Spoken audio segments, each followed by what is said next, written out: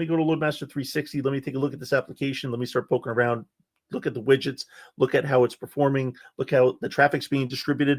Maybe what's happening is something changed on the network where all traffic is being sent to one server and it's being overloaded, right?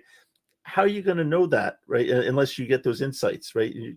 The server's not going to tell you that that's happening. It's just going to be taking all the connections because something changed on the network, which is basically saying that this, if you were doing, we never even got into these details, but you have this concept of persistence or stickiness, right? So this is very important when you are you need the connection coming from a user to go to that same backend server, right? Maybe it's something, a user session needs to be saved. Maybe you have a shopping cart or something like that, right? Where you need to start filling up that shopping cart with your groceries when you're online and doing your shopping. And what happens? You go to another server and that session isn't replicated to other server. Now your shopping cart's empty. It doesn't know anything about it because that was on that server.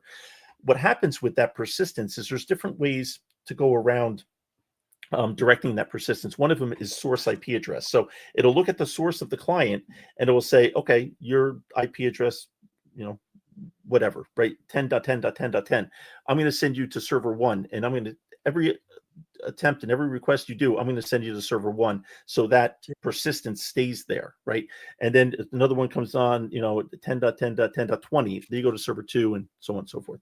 But what happens is if some kind of NAT happens on the network where all of a sudden all traffic looks like it's coming from 10.10.10.2 or something like that, right? Which is the interface of a router or something like that, or a firewall, right? You're doing this NAT. Now all the traffic looks like it's coming from one user. All that traffic gets sent to one system, right? And that system becomes overloaded. So we call this lumpy load balancing, right? Because it's something on the network which is changed, and maybe it was working fine before. The network team changed something on the firewall, didn't notify, didn't think about what that effect would be on the application and the load balancer because of this persistence setting. And all of a sudden, now you have all the traffic going to one, and maybe in low traffic time, it's not a problem. 6 months down the road, it's Cyber Monday.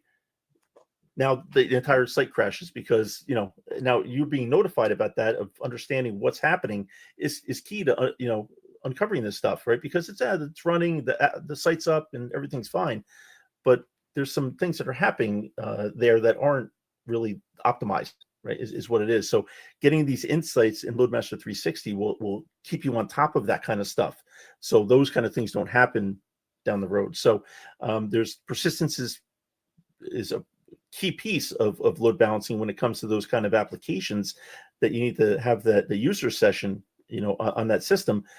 But if something changes where all of a sudden the persistence is now a bit of a problem because all the traffic is coming from one IP, then you're going to have that kind of issue. So being on top of getting those insights is just as important as getting the availability and scalability. I mean, that's all required, but you need to see what's going on too, and that's where LoadMaster 360 really comes into play there.